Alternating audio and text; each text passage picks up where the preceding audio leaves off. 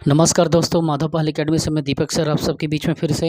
आप सभी को पता है कि हम लोग अभी सीरीज़ क्लासेस पढ़ रहे हैं, इंडियन हिस्ट्री, इकोनॉमिक सर्वे और छत्तीसगढ़ की वृहद जनजाति, नॉट ओनली जनजाति, वृहद जनजाति, डीप ट्राइब।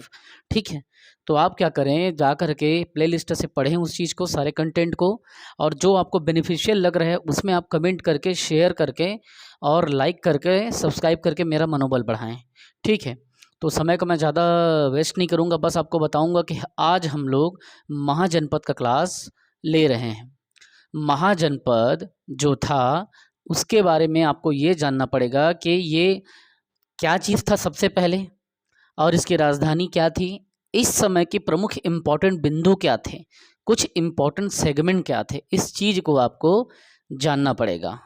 ठीक, आगे मैं आपको ये बताना चाहता हूँ कि महाजनपद का उदय कैसे हुआ। ठीक है, तत्कालिक समय पे क्या हुआ था, 6वीं शताब्दी के आसपास में भारत जो देश है हमारा, किसी विशाल संगठित राज्य में संगठित नहीं था। हर जगह छोटा मोटा शासन करने वाले, कहना चाहिए जनपद थे, या वहाँ उनकी सत्ता थी। कहीं पे राजतंत्रात्मक सत्ता थी तो कहीं पे गणतंत्रात्मक सत्ता थी। अब मैं आपको जो चीज़ें बताने वाला हूँ, बहुत ही इम्पोर्टेंट बिंदु को, चुनिंदा बिंदु को बताऊंगा। मेरे इस वीडियो को देखने के बाद आपको महाजनपद को अलग से पढ़ने की ज़रूरत नहीं है। बस आप इतना करें, 3 बार इसको रिवीजन कर दें। एक अभी देख लें, एक 2 दिन बाद देख लें, और एक सोने के समय ज़रूर देखें। तो इसको समझते हैं। बुद्ध का जब जन्म हुआ तो बुद्ध के जन्म के पूर्व 6वीं शताब्दी के आसपास में इस महाजनपदों का क्या हुआ, उदय हुआ। कब?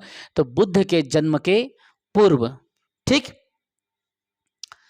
बुद्ध के जन्म के पूर्व 6वीं शताब्दी में किसका उदय हुआ, तो इस जनपदों का या इस महाजनपदों का जो क्रम था, या महाजनपदों का जो शासन था, या इसकी विशेषता थी वैशाली की, मल्ल की, वज्जी की, या ये दुनिया भर के ग्रंथों में इसका चर्चा आया, उस सब को अपन देखते हैं। तो बुद्ध के जन्म के पूर्व 6वीं शताब्दी में महाजनपदों का क्या हुआ, उदय हुआ। अब कब? 6वीं शताब्दी ईसा पूर्व में जो भारतवर्ष था वो 16 महाजनपदों में क्या है, बटा हुआ था। किस में बटा हुआ था? 16 महाजनपदों में बटा हुआ था। जैसे कि आप इसे इस तरह से समझें, छत्तीसगढ़ राज्य वर्तमान में 28 राज्यों से शासन संचालन करके एक, कहना चाहिए राष्ट्र का, राज्य को एक राष्ट्र समझ लीजिए, और उनके जिलों को महाजनपद के रूप में समझ लीजिए, और पूरे राष्ट्र का संचालन जो है छोटे छोटे टुकड़ों में किया जा रहा है, ऐसा समझ लीजिए। 28 राज्य, वर्तमान में 33 हो चुका है घोषणा, लेकिन जिला अभी भी हमारे पास 28 है। ठीक है, तो आगे हम लोग जब देखते हैं तो हम पाते हैं कि बुद्ध के जन्म के पूर्व 6वीं शताब्दी ईसा पूर्व में भारतवर्ष जो है 16 महाजनपदों में बटा था। और इसकी जानकारी हमको कहाँ से मिला, तो 16 महाजनपदों की जो जानकारी है वो बौद्ध धर्म के जो ग्रंथ है अंगुतर निकाय से मिला। किससे मिला? तो बौद्ध धर्म के ग्रंथ अंगुतर निकाय से इसकी जानकारी होती है। किसकी? कि भारतवर्ष जो है ना, 6वीं शताब्दी ईसा पूर्व में 16 महाजनपदों में बटा था। इसकी जानकारी हमको कहाँ से मिला? तो बौद्ध धर्म का जो ग्रंथ है अंगुतर निकाय, उससे भी जानकारी होती है। आगे मैं आपको यहाँ पे महाजनपद लिखा हूँ, यहाँ पे राजधानी बताया हूँ, और उसके कुछ इंपॉर्टेंट पॉइंट्स को बताऊंगा। देखो, एक प्रकार का ये 16 महाजनपद को आपको रटने की जरूरत नहीं है, कुछ इंपॉर्टेंट सेगमेंट है उसको मैं खुद बता दूंगा कि इसमें ये विशेषताएं हैं। ठीक है, जैसे अंग देश, उस समय जो अंग देश था या अंग महाजनपद था, क्यों इंपॉर्टेंट है? आप सभी ने अपने घर में रामायण महाभारत सभी देखते हैं भाई, है ना। महाभारत आप देखे होंगे, वो उसमें था एक व्यक्ति, कौन? अंगराज कर्ण। ठीक है, तो ये अंग जो था उसकी राजधानी थी क्या? चंपा। एक ये इंपॉर्टेंट आप देख लो कि अंग की राजधानी क्या थी, तो चंपा थी। और अंग कहाँ है? तो बिहार में है। पहला एक ये इंपॉर्टेंट आप दिमाग में रख लो, क्योंकि ये एक बड़ा इशू हो जाता है। अंगराज कर्ण के बारे में सभी सुने हो, दानवीर तो था ही बेचारा, है ना, मित्रता के लिए, है ना, अपने प्राणों का निछावर करने वाला व्यक्ति था कर्ण। तो एक हो गया, आप अंग को देख लो, अंग की राजधानी चंपा जो कि बिहार में आती है। ठीक, काशी जो महाजनपद था उसकी राजधानी वाराणसी है, सभी जानते हैं वाराणसी कहाँ है, बताने की जरूरत नहीं है, मोदी साहब बहुत नाम लेते हैं वाराणसी का, लेते हैं ना। हाँ, कौशल, ये कौशल महाजनपद को अब दो तरीके से समझना है हमको। एक तो हम जो कौशल का प्रयोग करते हैं हमारे छत्तीसगढ़ में, हर राज्य क्या करता है, अपने राज्य की धार्मिक व सांस्कृतिक विशेषता बताने के लिए उसको पूर्व की घटित विशेष घटनाओं से जोड़ता है। कौशल को हम अपना मानते हैं हमारे छत्तीसगढ़ में, लेकिन ये जो है भारतीय संदर्भ में या भारत के संदर्भ में जब हम देखें तो कौशल महाजनपद शब्द जब लिखा रहेगा, कौशल प्रदेश की बात नहीं कर रहा हूँ, जब कौशल महाजनपद शब्द का प्रयोग होगा तो आप उसको श्रावस्ती या अयोध्या इसकी राजधानी लेना, जो कि उत्तर प्रदेश में है। ठीक है, क्लियर। कौशल प्रदेश बोलता है तो हमारा छत्तीसगढ़ का याद आ जाता है हमको, लेकिन कौशल महाजनपद की राजधानी क्या थी बोला तो श्रावस्ती या अयोध्या, और उत्तर प्रदेश इसको ले लेना है। अब आता है तीसरा इंपॉर्टेंट है जो है ना, चौथे बिंदु में जो तीसरा इंपॉर्टेंट है, ये देखो जो इंपॉर्टेंट रहेगा मैं उसमें टिक मार्क करते जाऊंगा। मगध, तो मगध जो था उसकी तीन तीन राजधानियों के आपके नामों को याद रखना है। राजगिरी और गिरिवज्र को एक साथ लिख देता है कई जगह, है ना, तो ऐसे घुमाने के लिए पूछ देगा कि मगध महाजनपद की राजधानी इनमें से कौन सा नहीं है, एक तरफ राजगिरी देगा, एक तरफ गिरिवज्र देगा, एक तरफ पाटलिपुत्र देगा, तो कहीं ना कहीं मगध की राजधानी जो है ये रहे हुए हैं अपने शासन के समय पे, तो आप ये तीनों नाम को दिमाग में रखना। ठीक, अब वज्जी, वज्जी जो है इसलिए इंपॉर्टेंट है, जो इंपॉर्टेंट रहेगा मैं टिक में लगाऊंगा, ठीक है, समझना बात को। वज्जी जो है उसकी राजधानी वैशाली थी जो कि उत्तरी बिहार में पड़ता है। अब क्यों इंपॉर्टेंट है, वज्जी जो संघ था वो विश्व का प्रथम गणतंत्र था। क्या था, तो विश्व का प्रथम गणतंत्र था, और ये जो था लिच्छवी जो राजवंश था, जो लिच्छवी जो राजकुमार थे वो यहाँ पे शासन करते थे, जिसकी राजधानी वैशाली थी, उत्तरी बिहार में था, विश्व का प्रथम गणतंत्र था। अगर आपसे पूछा जाए 16 महाजनपद के काल में विश्व का प्रथम गणतंत्र कौन है, ये कौन सा था, तो आपको वज्जी लेना है। और साथ ही साथ में आपको पूछा जाए कि वज्जी के अलावा और ऐसा कौन सा नगर था जहाँ पे गणतंत्रात्मक व्यवस्था थी, तो इसके अलावा मल्ल था। ठीक है, प्लस यदि मैं प्लस कर दिया, मल्ल जो था, मल्ल कुशीनगर और पावापुरी, इसकी राजधानी थी कुशीनगर और पावा, है ना, तो ये दो नगर थे जहाँ पे गणतंत्रात्मक व्यवस्था था। कहाँ, वज्जी में और मल्ल में, ये दोनों नगर में आपका गणतंत्रात्मक व्यवस्था का संचालक होता था। सर अब गणतंत्र क्या होता है, तो गणतंत्र आप इतने दिन से पढ़ रहे हो, आप मुझे कमेंट करके बताओ गणतंत्र से आप क्या समझते हो, नहीं बनेगा तो मैं बताऊंगा। चेदी, चेदी की राजधानी सुक्तिमती थी जो बुंदेलखंड क्षेत्र के अंतर्गत आता है। वत्स, कौशाम्बी, वत्स की राजधानी, वत्स जो महाजनपद था उसकी राजधानी कौशाम्बी थी। और पंचाल, पंचाल क्यों इंपॉर्टेंट है भाई, पंचाली आपको याद है पंचाली कौन था, है ना, कमेंट करके बताओ पंचाल क्यों इंपॉर्टेंट है। पंचाली किसको बोलते हैं हम, महाभारत के काल में पंचाली हम किसे कहते हैं बताइए। इसकी दो राजधानी थी, दो क्षेत्रों में फैली हुई थी। अहिचत, देखो अहि आधा च छत्र, अहिछत्र, है ना, च तो है साइलेंट कर देना, अहिछत्र, अहिछत्र और काम्पिल्य, ये दो राजधानी थी पंचाल की। और मत्स्य भी इम्पॉर्टेंट है, याद रखना जो जो इम्पॉर्टेंट है मैं यहाँ पे टिक मार रहा हूँ। मत्स्य जो महाजनपद था क्यों इम्पॉर्टेंट है, आपको अगर आपने बचपन में महाभारत देखा होगा, मैंने देखा है, मुझे याद है विराट नगर में युद्ध हुआ था। विराट नगर राजस्थान पे है, विराट नगर राजस्थान पे है। अर्जुन ने कहना चाहिए कि कौरवों के टीम को यहाँ पे हरा दिया था।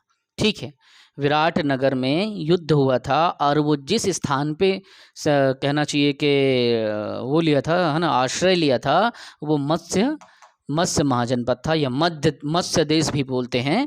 तो विराट नगर में उसकी राजधानी युद्ध हुआ था यहाँ पे, और यहीं इसकी राजधानी थी मत्स्य प्रदेश की जो कि राजस्थान में आता है। ठीक है, इतना हमने देख लिया।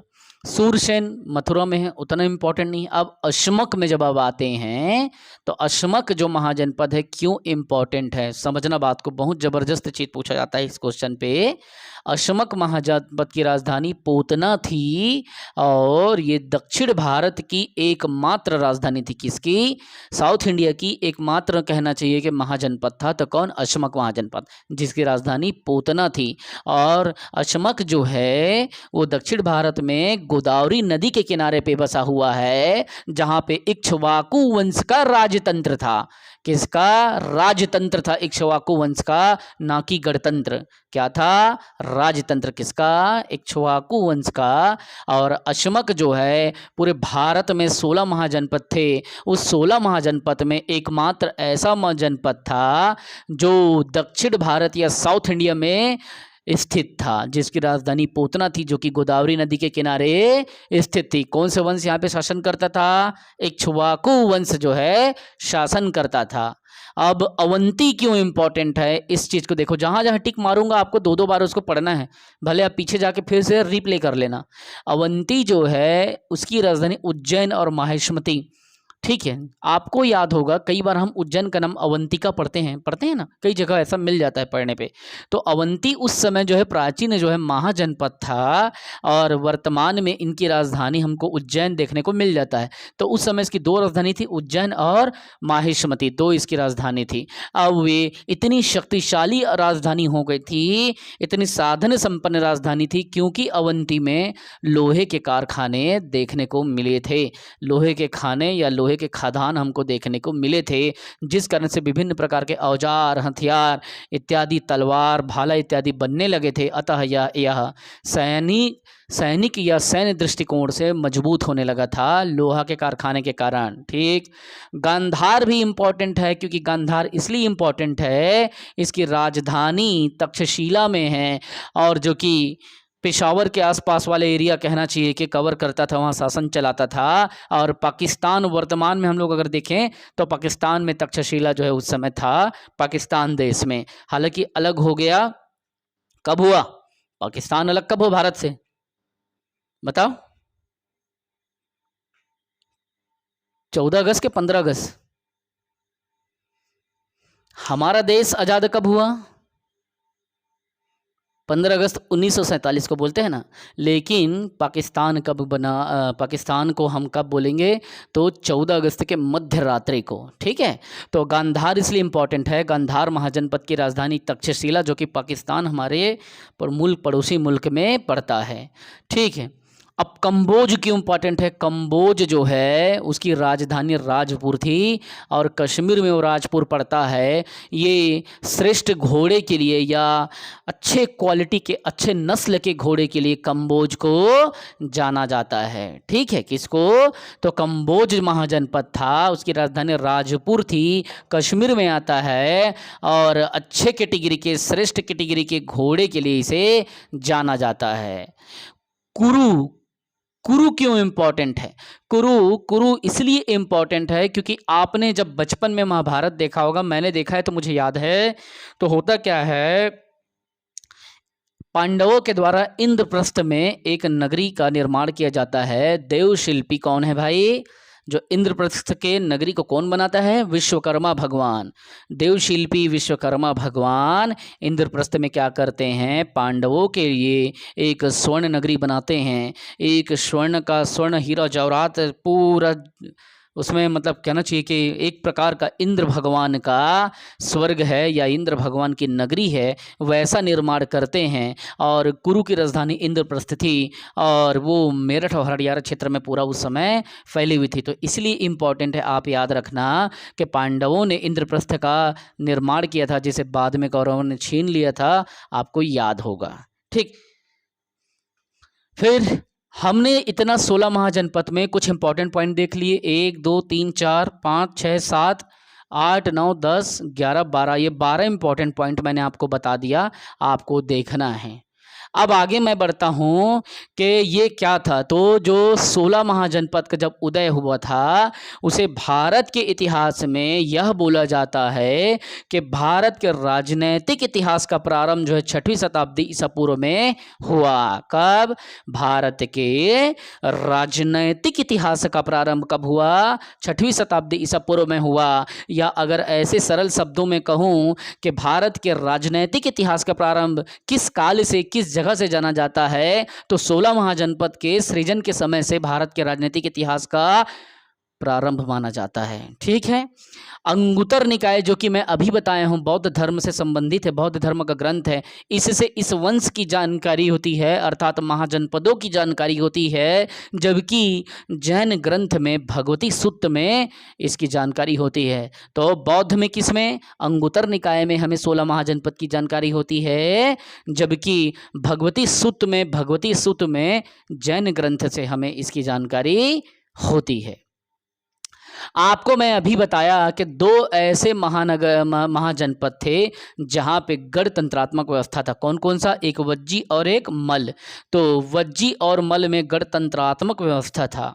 मैं यहाँ पे जानबूझ के आपके इंपॉर्टेंट फैक्ट्स को लिख दिया हूँ, इंपॉर्टेंट पॉइंट्स को जो एनसीईआरटी से मैंने कैप्चर किया है, जो एनसीईआरटी से मैंने आपके लिए मेहनत करके निकाला है। आगे देखिए, विश्व का बहुत इंपॉर्टेंट क्वेश्चन बता रहा हूँ, एकदम मैं स्टार मार्क कर सकता हूँ इसको, आपके लिए स्टार मार्क कर दिया, मैं स्टार मार्क कर दिया। अब देखो, विश्व का सबसे प्राचीन, क्या बोल रहा है?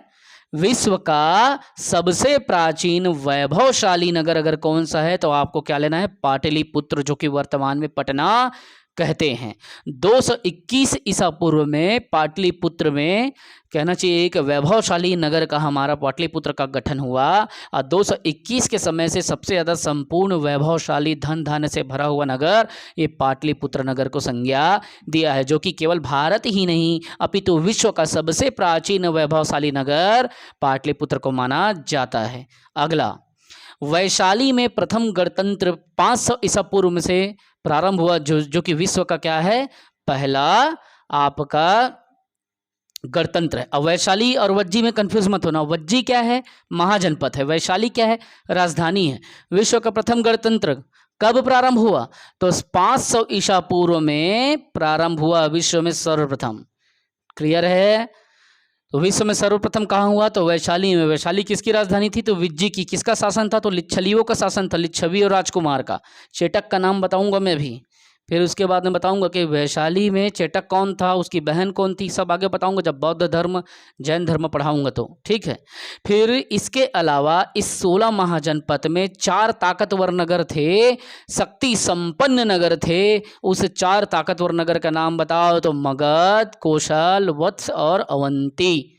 मगध आपको पता है सबसे शक्तिशाली राजधानी रहा है। कौशल नरेश के बारे में मैं आपको बताया, जस्ट श्रावस्ती और अवध्या वाला एरिया। ठीक है। फिर उसके बाद वत्स के बारे में आपको बताया कि इसकी राजधानी कौशाम्बी थी, लेकिन वो ताकतवर थी, सैन्य प्रणाली बहुत मजबूत था। और चौथा में अवंती के बारे में मैं बताया कि यहाँ लोहे के खान थे, जो कि उज्जैन और महेश्मती इसकी राजधानी थी।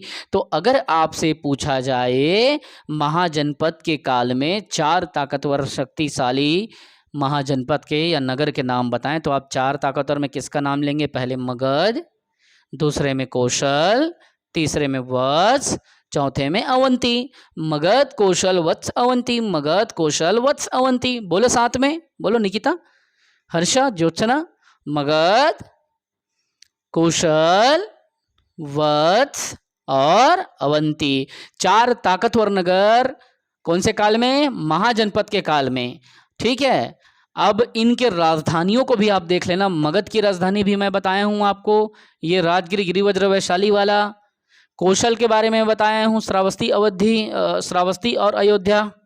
ठीक है। अब उसके बाद में वत्स का कौशाम्बी बताया हूं, और अवंती अभी जानते ही हम लोग, उज्जैन, हमारी महाकाल के दर्शन तो बहुत लोगों ने किया होगा। ठीक है। तो 4 ताकतवर नगर में हमने देख लिया। और बुद्ध के समय अगर आपसे पूछा जाए कि इन 16 महाजनपदों के अलावा अगर आपसे कुछ ऐसे प्रश्न पूछा जाए कि भगवान बुद्ध के समय जब वो उस समय उनकी ख्याति चल रही थी तो कितने गणतंत्र राष्ट्र थे जो कि वहाँ पे शासन का संचालन कर रहे थे, या कितने ऐसे गणतंत्रात्मक नगर था जहाँ पे शासन का व्यवस्था संचालित होता था। आपको 10 वैसे नगरों 10 थे बोल देना बस। अब कौन कौन है उसमें एकदम मत घुसो, ठीक है? जितना जरूरत है वैसे भी इतना डीप घुस के पढ़ा रहा हूँ मैं, और ज़्यादा डीप घुसोगे भूल जाओगे। इसीलिए मैं एक एस्पिरेंट हूँ जो मैंने तकरीबन इतने एग्ज़ाम जो मैंने लिखा है 7-8 मैंने निकाला है, मैं उसके अनुभव पे बता रहा हूँ। 4 पीएससी मेंस मैंने निकाल लिया, मतलब दिया है, ठीक है? उसके बाद में असिस्टेंट ग्रेड 3 निकाला। एनटीपीसी सीबीटी 2 में 2-2 बार क्रैक किया, 2015 में दिया, 2022 में अभी दिया, और उसके अलावा लोको पायलट में दिया। आँख वाला मैटर आप लोग जानते हैं, ग्रुप में मैं शेयर कर ही चुका हूँ। फिर उसके बाद में आईबीपीएस भी मैंने क्रैक किया। हालांकि बैंकिंग में मेरे को जाना नहीं है, मैंने बस निकाल लिया। मेरा बैकग्राउंड मैथमेटिक्स है, मैं इंजीनियरिंग किया हूँ, लेकिन मेरे को जाना नहीं है। मेरा मेन काम तो यही है। इकोनॉमिक सर्वे आपके लिए कर ही रहा हूँ, लिख ही रहा हूँ। 60 बच्चे सेलेक्ट हो ही गए हैं, 9 साल से पढ़ा ही रहा हूँ। पुराने स्टूडेंट मेरे पूरा अभी भी मेरे एकेडमी में जुड़े हुए हैं, जो 2016-17 में आए थे वो भी जुड़े हुए हैं, ठीक है? तो सारे अनुभवों के आधार पे कह रहा हूँ, जितना बता रहा हूँ उतना पढ़ो, एक्स्ट्रा इसमें मेहनत करने की आपको ज़रूरत नहीं है। हाँ, अगर आप और जानना चाहते हैं तो अच्छी बात है, लेकिन जो मैं बता रहा हूँ उसको छोड़े मत। ये मत बोले सर ज़्यादा पढ़ा रहे हैं, ठीक है? छोड़े मत। तो बुद्ध के समय कितने गणतंत्रात्मक राष्ट्र थे या नगर थे? तो 10 थे टोटल। जबकि 4 ताकतवर नगर कौन कौन सा है? मगध, कौशल, वत्स और अवंती। ठीक, आगे देखते हैं। कुशीनारा में जो मल्ल थे, कुशीनारा के जो मल्ल थे वो कौन थे? अगर आपसे पूछा जाए कि इस काल में या भगवान बुद्ध के समय पे समझ लो, कुशीनारा में जो मल्ल थे वो कौन थे? तो वो लक्ष्मण के पुत्र चंद्रकेतु मल्ल के वंशज थे। इसीलिए इनका पूरा नाम था चंद्रकेतु मल्ल। बहुत छोटा छोटा लिखा हूँ क्योंकि बोर्ड में जगह नहीं है यार, छोटा सा सेटअप है। थोड़ा सा आप ना पॉज करके राइट कर लेना नोटबुक में अगर लिखेंगे तो, या सुन लेना। तो मल्ल वंश क्यों बोलते हैं? कुशीनारा के जो मल्ल थे उनको मल्ल क्यों कहा जाता है? लक्ष्मण भगवान के जो पुत्र थे, सरल भाषा में लक्ष्मण के पुत्र चंद्रकेतु मल्ल थे, उसी के वंशज को कुशीनारा के मल्ल कहा जाता है। किसके वंशज को? तो लक्ष्मण के पुत्र चंद्रकेतु मल्ल। मल आ रहा है लास्ट में, तो मल से आपको क्या करना है कि आपने मल वंश को पकड़ना है। किसके? तो कुशीनारा के, ठीक है? अब देखिए, अगर आपसे पूछा जाए कि मौर्य वंश के बारे में हम बहुत सुनते हैं, अभी हम लोग पढ़ेंगे भी, तो वो कहाँ से आया? तो देखना, समझना, आपको एक कॉन्सेप्ट बता रहा हूँ। पिपली वन एक कॉन्सेप्ट आता है। पिपली वन के जो मौर्य वंश थे, मौर्य से मौर्य बना और मौर्य से ही चंद्रगुप्त मौर्य का नाम सामने आया, जिसे चाणक्य ने उठा के सीधा कहना चाहिए कि मगध का सम्राट बना दिया और एक अच्छे शासन प्रणाली की स्थापना की, जिसकी जानकारी अर्थशास्त्र से मिलता है। तो पिपली वन क्या था? ये इनका कहना चाहिए कि एक छोटा सा नगर था जहाँ पे मौर्य वंश का शासन था। उस नगर में किसका? मौर्य वंश का। मौर्य से मौर्य बना और मौर्य से मौर्य आप सभी जानते हैं, जो कि चंद्रगुप्त मौर्य इसी वंश का था, जो कि किस काल का था? तो महाजनपद के समय का था। भगवान बुद्ध के काल का सबसे बड़ा और सबसे शक्तिशाली नगर अगर बोला जाए, अब समझना क्या मैं बोलना चाहता हूँ। अगर विश्व का सबसे प्राचीन वैभवशाली नगर बोले, प्राचीन वैभवशाली नगर जो कि विश्व का, तो आपको पाटलिपुत्र लेना है। दूसरी बात, अगर बुद्ध के काल का द बौद्धिज्म पीरियड अगर बात पूछता है बुद्ध पीरियड का, तो बुद्ध के काल में आपको क्या करना है? सबसे बड़ा और सबसे शक्तिशाली नगर में वैशाली लेना है। यहाँ पाटलिपुत्र, यहाँ वैशाली। पाटलिपुत्र को क्या लेना है? तो विश्व का सबसे प्राचीन वैभवशाली नगर, वैभवशाली, संपन्नता, धन धान, सोना चांदी, हीरे जवाहरात, ठीक है, ऐश्वर्य। तो विश्व का सबसे प्राचीन वैभवशाली नगर पाटलिपुत्र, जबकि भगवान बुद्ध के काल का सबसे बड़ा और सबसे शक्तिशाली, ये वैभवशाली है और ये शक्तिशाली है। वैभव मतलब आर्थिक संपन्नता समझ लो, चमक दमक पैसा कौड़ी, और शक्तिशाली मतलब ताकत, सेना, ये दुनिया भर की चीज़। तो ये वैशाली था जो कि लिच्छवियों का शासन वहाँ पे चलता था, जो कि विश्व का प्रथम गणतंत्र था। तो दोस्तों महाजनपद में इससे ज़्यादा आपको पढ़ने की ज़रूरत नहीं है। मुझे पूरा भरोसा है कि इसी से आपका क्वेश्चन बनेगा। बस आप देखते रहना। जैसे इक्ष्वाकु वंश का शासन कहाँ था, तो अशमक में था, जो दक्षिण भारत का एकमात्र कहना चाहिए कि महाजनपद था, ठीक है। और यहाँ पे राजतंत्र था। फिर अवंती लोहा के खदान थे। गंधार का देख लेना, गंधार तक्षशिला पाकिस्तान में है। और कंबोज इंपॉर्टेंट इसलिए है, अच्छे नस्ल के घोड़े वहाँ पे श्रेष्ठ घोड़े मिलते थे। कुरु इसलिए इंपॉर्टेंट है क्योंकि इंद्रप्रस्थ का नाम आता है ना। देवशिल्पी विश्वकर्मा जी ने इसको बनाया था।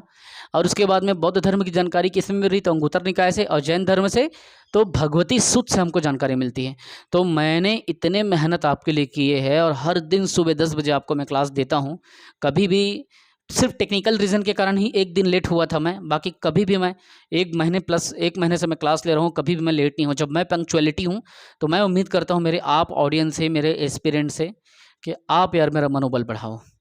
आप इसको लाइक करो, कमेंट करो, शेयर करो। और लाइक इसलिए कह रहा हूँ क्योंकि यूट्यूब आपको तुरंत मेरा नेक्स्ट स्टडी मटेरियल दे देगा।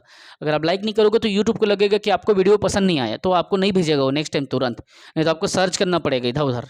तो लाइक करो, कमेंट करो और शेयर करो, ठीक है। चलो ठीक है, आगे पढ़ते रहें, अच्छे से कोशिश करें कि आप लोगों को शिक्षा का जो माहौल मिल रहा है, इतना क्वालिटी एजुकेशन का, उसका लाभ आप उठाएं, ठीक है। मातृभूमि के कहना चाहिए कि विकास में आप योगदान दें, बस मैं यही चाहता हूँ। हे मातृभूमि, जय भारत माता, जय छत्तीसगढ़। पढ़ते रहें, बढ़ते रहें।